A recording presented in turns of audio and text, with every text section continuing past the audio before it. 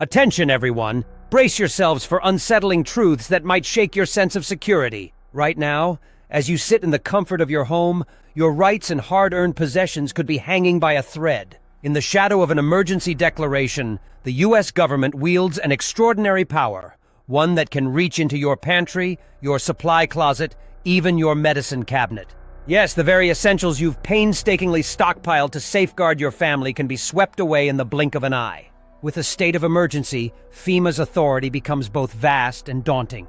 Are you aware that they possess the legal power to seize your provisions? Enacted with just a signature, a web of executive orders and laws, some rooted deep in the Cold War era, empower them to commandeer your resources. As election season draws near, the air is thick with uncertainty, leaving us to wonder how these formidable powers might be wielded. Join us as we delve into the chilling details of the 15 items FEMA is poised to confiscate when disaster strikes. Stay tuned to uncover the historical and legal underpinnings of these measures and prepare for a landscape where your preparedness could be commandeered in an instant. 15. In the realm of emergencies, your meticulously stored water could vanish with the stroke of a pen. Yes, under Executive Order 10988, the government has the unsettling authority to seize all water resources, right down to the droplets collected on your roof. Imagine investing your time and money into securing a reliable water supply. Installing water barrels, constructing rain catchment systems, or stockpiling bottled water. It's all at risk of being commandeered in the name of public need. Picture the scenario. Officials marching onto your property, scrutinizing every barrel and bottle, deciding what stays and what goes.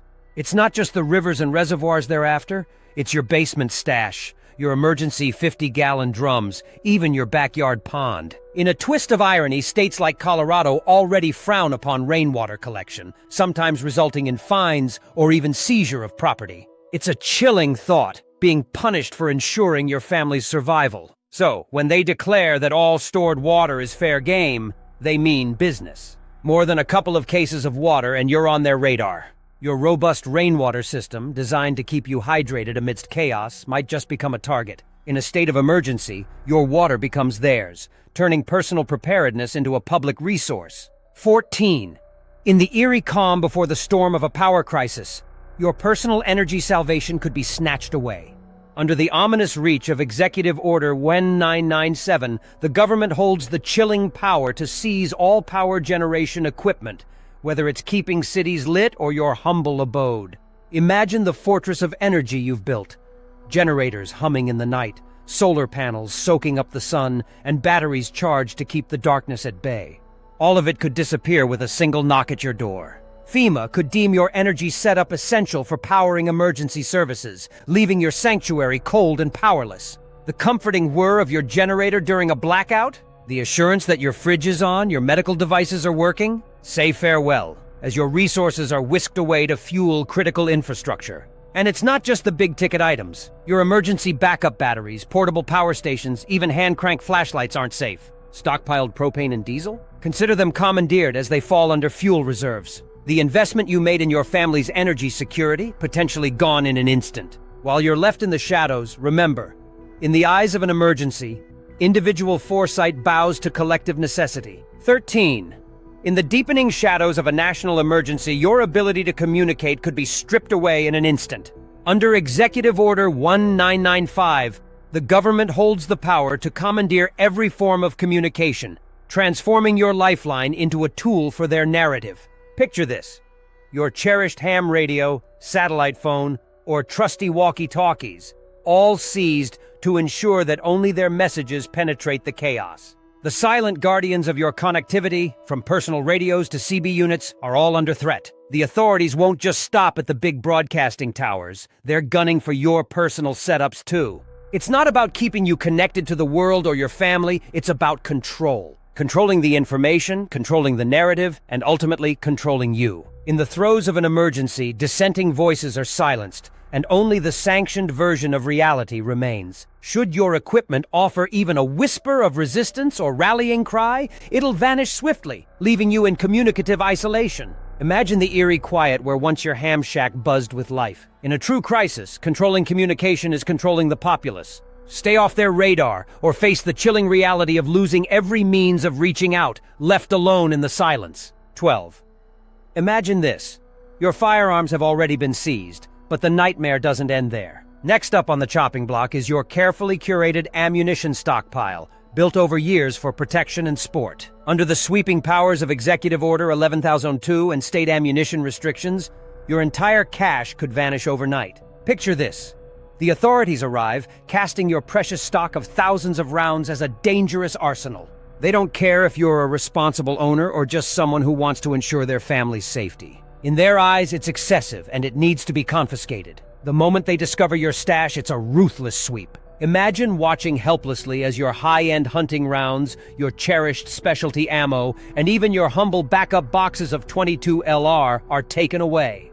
Left behind are only empty shelves, a haunting reminder of what you've lost.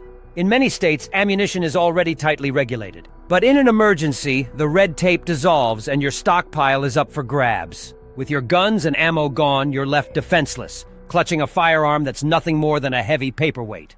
The world outside grows more perilous, and you're stripped of protection, all in the name of control. 11. Imagine this chilling scenario. You've painstakingly gathered essential building materials, lumber, cement, metal, preparing to safeguard your home against future disasters. But suddenly, under the far-reaching powers of Executive Order 11004, the government has the right to take it all away. FEMA arrives without warning, claiming your precious reserves for the construction of emergency shelters or infrastructure repair, leaving your plans in tatters. Visualize the chaos of trying to rebuild after a devastating hurricane or earthquake. You're halfway through crucial repairs, your family's safety hanging in the balance, only to find your meticulously stocked supplies seized for the greater good. Your plywood, cement, and lumber, once a beacon of hope, are now vanishing into government trucks, leaving you stranded with skyrocketing material prices and empty store shelves. But it doesn't end with raw materials. Your valuable hand tools, power tools, even your scaffolding and ladders, gone, commandeered for other projects. That safe room you intended to build, the repairs you desperately needed, all rendered impossible. Now, left in the rubble of your half-repaired home, you watch helplessly as FEMA drives away with your family's future security. You're left vulnerable, exposed to the elements, powerless to reclaim what was yours as the sense of dread and helplessness settles in. 10. Imagine this unsettling reality. The roads are jammed, fuel is scarce, and you're relying on your trusty bike or ATV as your lifeline to freedom. But under the sweeping power of Executive Order 1999, even these personal modes of transportation aren't safe. FEMA can seize anything with wheels, your bike, motorcycle, ATV, to support emergency operations, leaving you stranded. Picture trying to escape chaos, only to have your rugged mountain bike whisked away for emergency use. That ATV you counted on for navigating tough terrain? Gone, repurposed into a government asset. Your carefully planned escape routes crumble as your last vestige of mobility is confiscated, reducing you to trudging along with the masses. And it doesn't end there. Spare tires, bike chains, or any maintenance parts stashed away for emergencies? Consider them gone as well, loaded onto trucks destined for who knows where, while you stand there, clutching nothing but your will to survive. Personal transportation is more than convenience. It's your escape plan, your family's safety net. But in a crisis, FEMA may snatch it away, leaving you grappling with how to evacuate your loved ones if things spiral further out of control. Remember, in emergencies, nothing with wheels is too small to escape their grasp. 9. Imagine this bone-chilling scenario. You've wisely invested in satellite internet and a secure Wi-Fi setup to ensure you're never cut off, even when local networks fail. However, under the sweeping authority of Executive Order 1995, all this could be snatched away. Any piece of communication infrastructure, no matter how personal or small, is vulnerable. Your satellite dish, once a beacon of connectedness, is now a coveted asset for emergency communication establishment. In an instant, you transform from being one of the few informed individuals to another soul left in the dark, isolated, and powerless. It's not just your advanced equipment at risk. Even your modest router or a humble signal booster isn't safe. FEMA can decide these are essential for expanding their communication grid, leaving you with nothing but silence when the crisis intensifies. It's not merely about seizure, it's about control. Imagine your own technology being repurposed to monitor conversations, censor information, or sever communication lines deemed unnecessary by the powers that be. Your personal network, once a fortress of connectivity for your family, becomes part of a larger mechanism of control. Don't be fooled into thinking your setup is too small to matter. In a dire emergency, they can strip you of your lifeline to the outside world, leaving you disconnected, disoriented, and utterly at their mercy. 8. Picture this harrowing scenario. You've meticulously built a fortress of food supplies, sacrificing time and money to ensure your family's survival. But in the blink of an eye, under the shadowy reach of Title 50 and the haunting anti-hoarding law, it could all vanish. Imagine a knock at your door, a faceless official with a clipboard and badge, stripping away your pantry's bounty. Canned goods, boxes, grains, even the hidden bag of rice in your closet, deemed excessive by their ambiguous standards. It doesn't stop at pantry staples. Executive Order 1998 casts a wide net, engulfing your garden's harvest, dehydrated fruits, cherished rice and beans, and those long-term food buckets you've painstakingly collected. FEMA's guidelines suggest stockpiling at least 2 weeks' worth of food, a mere drop in the bucket compared to your provisions. Yet venture beyond this, and you're marked as a hoarder, a label that turns you into a target. In a national emergency, your stockpile isn't just a comfort, it's a crime scene. They'll redistribute your hard-earned food, leaving you in disbelief, pondering the futility of your efforts. This isn't paranoia. It's the chilling reality etched into law. History warns us, don't let your guard down. 7. Imagine this unsettling reality. You've diligently prepared your medical supply cabinet, ensuring every bandage, bottle of rubbing alcohol, and medication is in place for your family's safety. But in the blink of an eye, under the ominous shadow of Title 50 and the Defense Production Act, these lifelines could be ripped from your grasp. A knock at your door, a government official with a clipboard, and suddenly your stockpile of ibuprofen, emergency antibiotics, and carefully curated first aid kits are deemed excessive and whisked away. Remember the chaos of empty shelves and soaring prices during the pandemic? Now amplify that fear, because this time it's not desperate strangers but government agents deciding what you can keep. It's not just about your daily medications. Even those precious N95 masks, surgical gloves, and the infrared thermometer you depend on to monitor your family's health are at risk. Every piece of protective gear you've painstakingly gathered could be commandeered for redistribution, leaving you unprotected. Consider your emergency medical kit. Once a symbol of security, now a potential target. If FEMA considers your supplies vital for public distribution, they won't hesitate to confiscate them, leaving you powerless. Your voice won't matter, your preparedness dismissed as hoarding. Once your supplies are gone, what are the chances of replenishing them in a crisis? Almost non-existent. The medical supply chain is already stretched thin, and in emergencies it only worsens. Why should you, who planned ahead, be left vulnerable because others did not?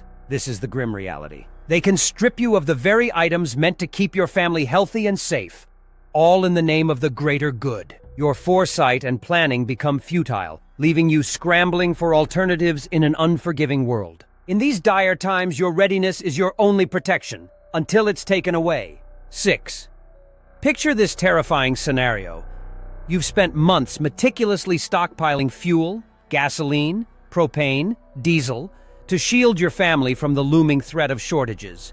Yet in the blink of an eye, under the sweeping power of Executive Order 10999, it could all be snatched away. Imagine the unsettling sound of a knock at your door, and there stand officials, clipboard in hand, ready to claim your precious reserves. That extra gasoline for your generator, those propane tanks for cooking, even your neatly stacked firewood, all vulnerable to seizure. During a catastrophic crisis, as gas stations run dry and propane deliveries cease, panic grips the masses. But you, in your foresight, thought you were prepared. The comforting knowledge of your reserves keeps you calm amidst the chaos, until it doesn't. When the government decides your fuel is essential for powering emergency services or keeping bureaucratic operations humming, they can swoop in and take it all.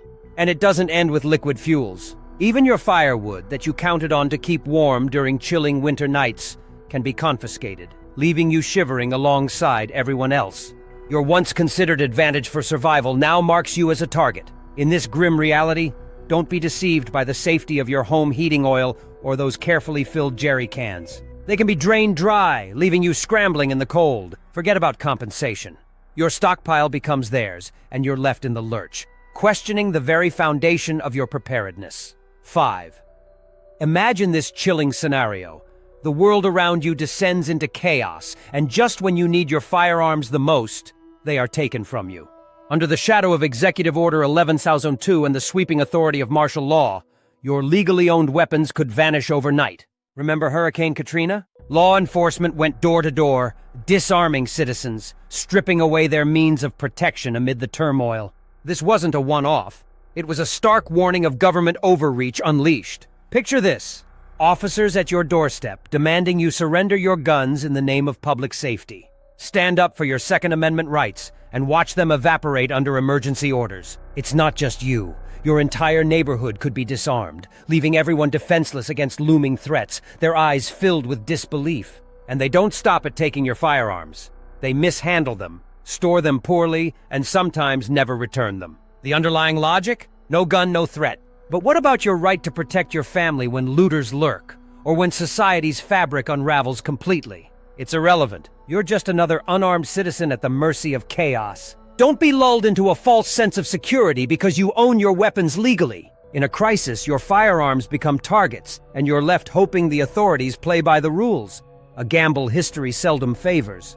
In these precarious times, your right to self-defense could be stripped away, leaving you vulnerable and powerless. 4. Picture this spine-chilling scenario. You've prepared for the unexpected with your trusted 4x4, stocked with supplies, ready to whisk your family to safety. But just when you think you're secure, a knock at the door changes everything. Under Executive Order 1999, the government has the power to seize your vehicle, turning your private property into their emergency asset. Imagine your truck, your SUV, even your boat, all at risk of being commandeered on the spot. In their view, your vehicle is no longer yours. It's a crucial piece in their emergency response puzzle. Your escape plan, meticulously crafted for moments of crisis, disintegrates as they drive off with your means of transportation, leaving you and your family stranded. Think you're safe because you live inland, far from flood zones? Think again. They'll target anything that moves. Your ATV, your fishing boat, even that old pickup you rely on for daily tasks. And if they're taking vehicles, what's stopping them from raiding your garage for spare parts, siphoning your fuel, or grabbing tools they deem necessary? The vehicle you've maintained and cherished for years? Don't expect it to return unscathed, if it returns at all. In an emergency, your need for mobility is overshadowed by their logistical demands. Just like that, your family is left on foot, your carefully planned escape evaporating into thin air. Suddenly, the world feels much smaller and far more dangerous as your mobility is snatched away, leaving you vulnerable in an unforgiving landscape. 3. Imagine this unsettling reality. You've poured your heart and soul into your land, cultivating a sanctuary of self-sufficiency with livestock and gardens, only to have it all swept away. Under Executive Order 1998, your cherished chickens, cows, and goats that you've nurtured for their precious meat, milk, and eggs can vanish overnight into government hands. The years of sweat and toil gone in an instant, replaced by an empty pen. But it doesn't stop there. Your bountiful vegetable garden, your lifeline in a food crisis, can be ravaged as they seize your seeds, your fertilizer, and even your tools. Your hard-earned farm equipment, tractors, tillers, and plows are all targets for requisition. Picture them loading your prized dairy cow onto a truck, or hauling away your treasured seed collection, all under the guise of the greater good. What about your land itself? Your backyard haven or rural retreat is transformed from a personal refuge into a government asset. Executive Order 11,004 threatens to repurpose your property for emergency facilities or evacuation centers. Imagine returning home to find your land covered with tents, swarming with emergency crews, your house commandeered as a command post, all without your consent. The terrifying truth is that your efforts to provide for your family and ensure food security can be dismantled in the blink of an eye. Suddenly, you're left standing helplessly as your means of survival becomes a distant memory, a personal empire appropriated for a national emergency, leaving you to wonder where your next meal will come from. 1.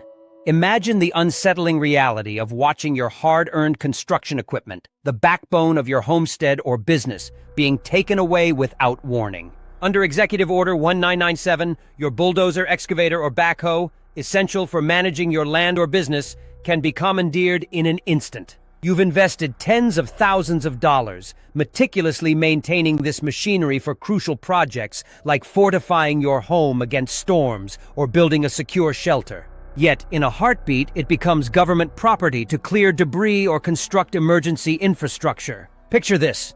You're mid-project, perhaps digging a trench for a new water line or reinforcing a hillside against erosion.